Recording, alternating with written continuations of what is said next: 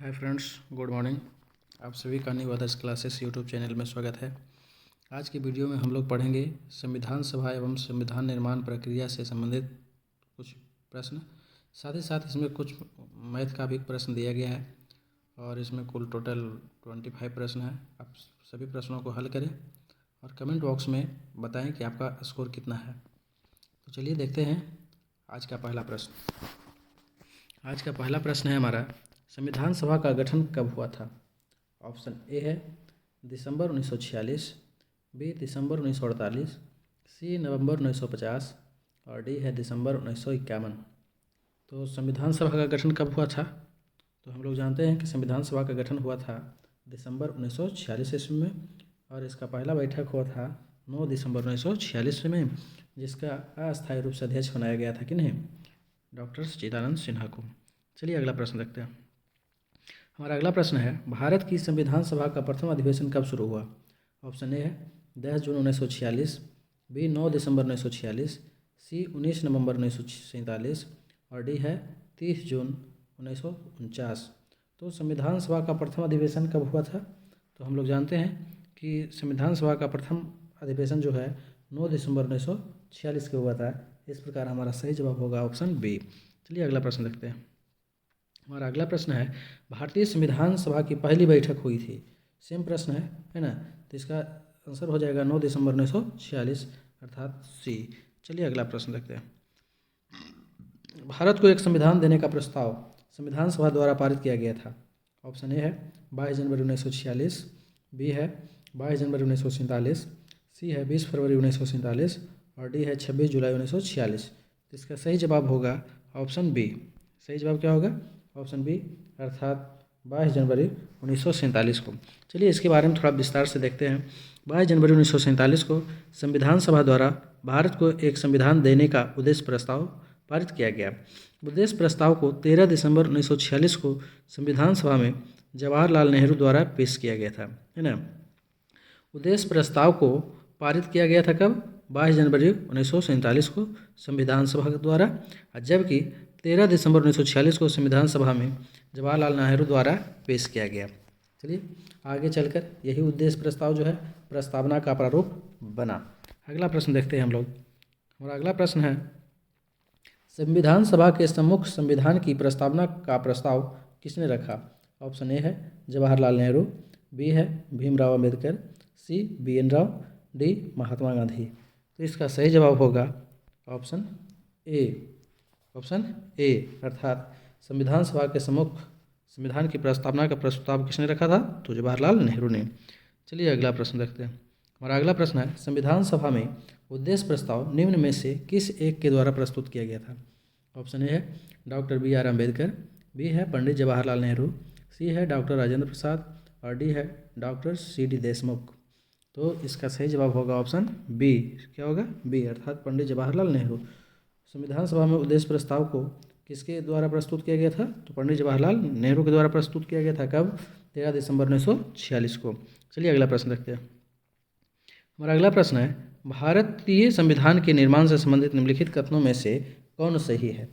Option एक में दिया गया है, पंडित नेहरू के उद्देश्य प्रस्ताव का जो संविधान सभा द्वारा स्वीकार किया गया था संविधान के निर्माण पर असर था। ऑप्शन बी है दो है, उद्देश्य का बहुत महत्वपूर्ण उद्देश्यों की पूर्ति करती है। तीसरा है, संविधान को भारत के लोगों ने आदेशित किया है। चौथा है, राज्य के मुखिया को लोग प्रत्यक्ष रूप से निर्वाचित करते हैं। तो इसमें कौन कौन सा सही है ये हमें बताना है। तो देखते हैं, पंडित नेहरू के उद्देश्य प्रस्ताव का जो संविधान सभा द्वारा स्वीकार किया गया था संविधान के निर्माण पर असर था, ये सत्य है। ठीक है, ये सही है। चलिए दूसरा देखते हैं, उद्देश्य का बहुत महत्वपूर्ण उद्देश्यों की पूर्ति करती है, ये भी सही है। तीसरा है, संविधान को भारत के लोगों ने आदेशित किया है, ये भी सही है। चौथा है, राज्य के मुखिया को लोग प्रत्यक्ष रूप से निर्वाचित करते हैं, ये गलत है। भारतीय संविधान के तहत राज्य के मुखिया अर्थात राष्ट्रपति का निर्वाचन लोगों द्वारा प्रत्यक्ष रूप से नहीं बल्कि अप्रत्यक्ष रूप से जनप्रतिनिधियों के माध्यम से किया जाता है। अर्थात राष्ट्रपति के निर्वाचन में कौन कौन लोग भाग लेते हैं? संसद लेते हैं, विधानसभा के निर्वाचित सदस्य लेते हैं। चलिए अगला प्रश्न देखते हैं। इस प्रकार हमारा 4 ऑप्शन क्या हो गया, गलत हो गया, है ना। तो हमारा सही जवाब होगा ऑप्शन 1, 2 और 3। तो चलिए देखते हैं किसमें 1, 2 और 3 है। चलिए 1, 2 और 3 अर्थात हमारा ऑप्शन 1 ये सही हो गया। अगला प्रश्न देखते हैं। हमारा अगला प्रश्न है, भारतीय संविधान को बनाने हेतु भारतीय संविधान सभा के कुल कितने अधिवेशन हुए थे। ऑप्शन ए है 7, 9, 12, 15। तो संविधान सभा के कुल कितने अधिवेशन हुए थे। भारतीय संविधान को बनाने हेतु संविधान सभा के कुल 12 अधिवेशन हुए थे, इसलिए हमारा ऑप्शन सी सही है। चलिए अगला प्रश्न देखते हैं। हमारा अगला प्रश्न है, अच्छा 12 अधिवेशन हुए थे, जिसमें से कुल कितने दिन लगे थे, है ना। तो कुल अवधि लगा था 165 दिन का। कितना दिन का, 165 दिन में। और संविधान सभा को मैंने संविधान के निर्माण करने में कितना समय लगा था, तो 2 वर्ष लगा था। 2 वर्ष 11 महीना एवं 18 दिन लगा था। चलिए अगला प्रश्न देखते हैं। भारत की संविधान सभा की अंतिम बैठक की सही तिथि को बताइए। ऑप्शन ए है 26 नवंबर 1949, बी 5 दिसंबर 1949, सी 24 जनवरी 1950 और डी 25 जनवरी 1950। तो इसका सही जवाब होगा ऑप्शन सी, अर्थात 24 जनवरी 1950 को अंतिम बैठक हुई थी। अगला प्रश्न है, भारत के संविधान के निर्माण में संविधान सभा को कितना समय लगा। तो जैसा कि अभी हमने जिक्र किया है ऊपर के प्रश्न में, तो 2 वर्ष 11 महीना 18 दिन, अर्थात ऑप्शन ए सही है। चलिए अगला बड़ा प्रश्न है, सूची एक्स को सूची वाई से सुमेलित कीजिए और सूचियों के नीचे दिए गए कूटों का प्रयोग करते हुए सही उत्तर का चयन कीजिए। तो चलिए देखते हैं इसको। सूची एक्स दिया गया है, सूची वाई है, और देखते हैं इसका सही मिलान क्या होता है। संविधान सभा के पहले उपाध्यक्ष, संविधान सभा के पहले उपाध्यक्ष कौन थे। तो संविधान सभा के पहले उपाध्यक्ष थे HC मुखर्जी, अर्थात इसका ऑप्शन क्या होगा। संविधान सभा के पहला अध्यक्ष कौन थे, HC मुखर्जी, अर्थात ए का 4 हो जाएगा। दूसरा, प्रारूप समिति के मूलतः एकमात्र कांग्रेसी सदस्य कौन थे। तो वो थे KM मुंशी। कौन थे, KM मुंशी, अर्थात इसका हो जाएगा 3। क्या हो जाएगा, 3। चलिए, राजस्थान की रियासतों का प्रतिनिधित्व करने वाले संविधान सभा के सदस्य कौन थे। तो वो थे BT कृष्णमाचारी, अर्थात सी का 1 हो जाएगा। और डी बच गया, संघ संविधान समिति के अध्यक्ष कौन थे। तो वो तो जवाहरलाल नेहरू ही थे, तो इसका 2 हो जाएगा, अर्थात ए का 4, बी का 3, सी का 1 और डी का 2। 4, 3, 4, 3, 1, 2। चलिए देखते हैं कौन सा ऑप्शन सही है। 4, 3, 1, 2, 4, 3, 1, 2, अर्थात ऑप्शन बी हमारा सही हो जाएगा। क्या हो जाएगा, बी सही हो जाएगा। चलिए अगला प्रश्न देखते हैं। हमारा अगला प्रश्न है कि भारतीय संविधान के निर्माण के समय संवैधानिक सलाहकार कौन थे। ऑप्शन ए है डॉक्टर BR अम्बेडकर, बी है डॉक्टर राजेंद्र प्रसाद, सी है BN राव और डी है KM मुंशी। ये प्रश्न जो है बहुत सारे एग्जामों में पूछा जा चुका है, इसलिए ये प्रश्न एग्जाम की दृष्टि से बहुत ज़्यादा ही महत्वपूर्ण है। चलिए इसका सही जवाब बताइए, इसका सही जवाब क्या होगा। इसका सही जवाब होगा ऑप्शन सी, अर्थात BN राव। भारतीय संविधान के निर्माण के समय संवैधानिक सलाहकार कौन थे, BN राव थे। चलिए अगला प्रश्न देखते हैं। भारतीय संविधान का प्रथम प्रारूप तैयार किया गया था, किसके द्वारा तैयार किया गया था। ऑप्शन ए है भीमराव अम्बेडकर के द्वारा, BN राव के द्वारा, के संथानम द्वारा और डी है KM मुंशी द्वारा। तो इसका सही जवाब होगा ऑप्शन बी, अर्थात BN राव द्वारा। भारतीय संविधान का जो प्रारूप तैयार किया गया था वो BN राव के द्वारा तैयार किया गया था। संविधान सभा में भारतीय संविधान का तृतीय वाचन कब प्रारंभ हुआ था। ऑप्शन ए है 14 नवंबर 1949, बी है 14 नवंबर 1948, सी है 25 नवंबर 1948 और डी है 25 नवंबर 1949। तो जैसा हम जानते हैं कि संविधान सभा में भारतीय संविधान का जो तृतीय वाचन है ना, वो हुआ था कब से कब तक। तो वो हुआ था 17 नवंबर 1949 से प्रारंभ हुआ था। 17 नवंबर 1949 से प्रारंभ हुआ था और 26 नवंबर 1949 तक चला था। 17 नवंबर से कहाँ तक चला था, 26 नवंबर तक।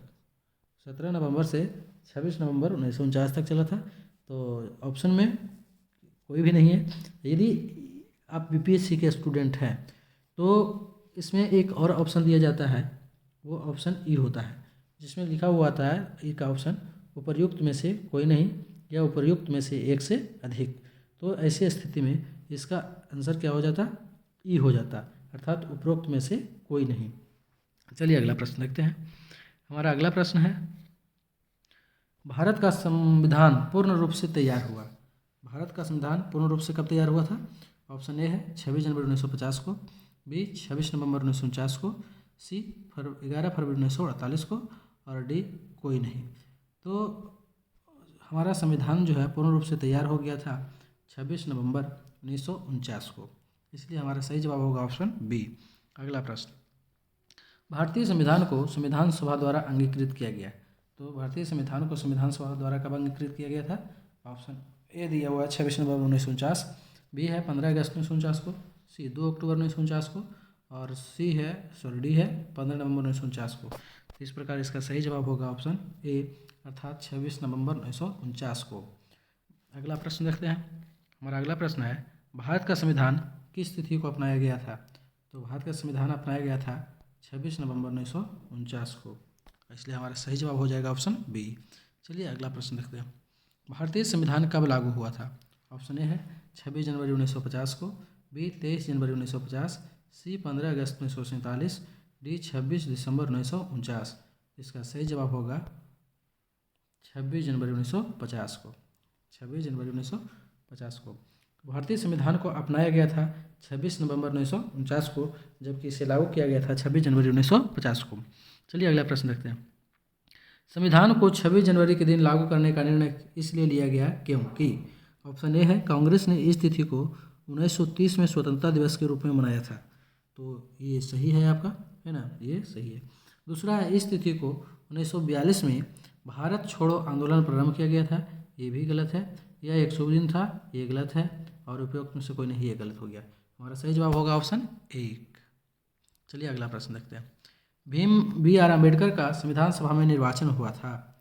बी आर अम्बेडकर का संविधान सभा में निर्वाचन हुआ था, किस क्षेत्र से हुआ था? ऑप्शन ए है पश्चिम बंगाल से, बी बम्बई प्रेसिडेंसी से, सी तत्कालीन मध्य भारत से, डी पंजाब से।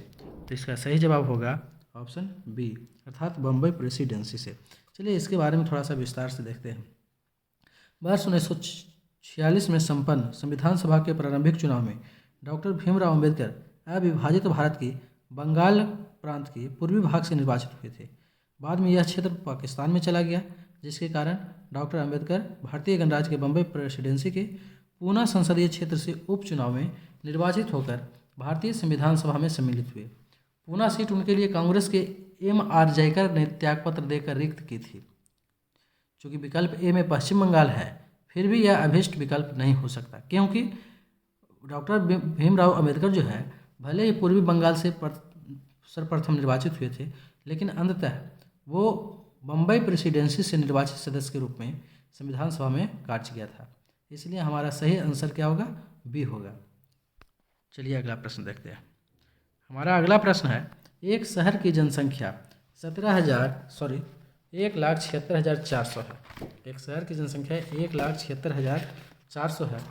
यदि यह 5% की दर से सालाना बढ़ती है तो 2 साल बाद इसकी जनसंख्या क्या होगी?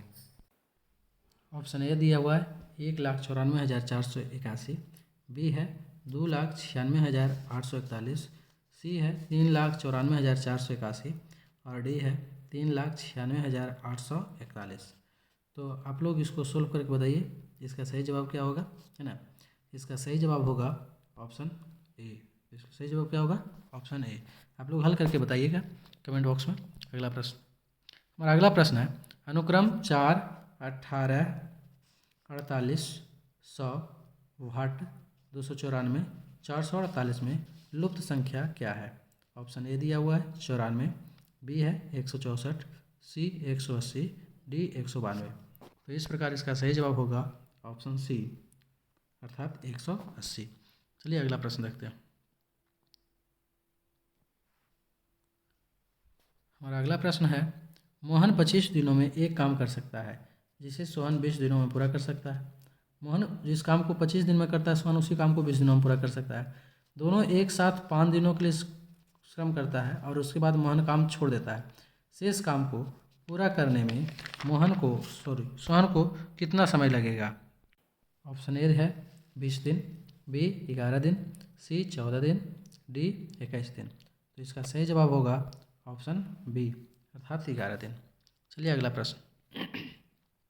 एक घड़ी दोपहर 12 बजे चलना शुरू करती है। 5:10 पर घंटे की सुई घूम जाएगी तो कितना डिग्री से घिरोगी? ए में 135 डिग्री, बी 145 डिग्री, सी 155 डिग्री और डी है 165 डिग्री। कितना डिग्री पे घूमेगी ये? तो इसका सही जवाब होगा ऑप्शन सी। इसका सही जवाब होगा ऑप्शन सी अर्थात 155 डिग्री पर घूमेगी। अगला प्रश्न। निम्न में से कौन सा प्राकृत संख्या का वर्ग नहीं हो सकता है? ऑप्शन ए है 26,569, बी है 14,3642, सी है 23,976 और डी है 28,561।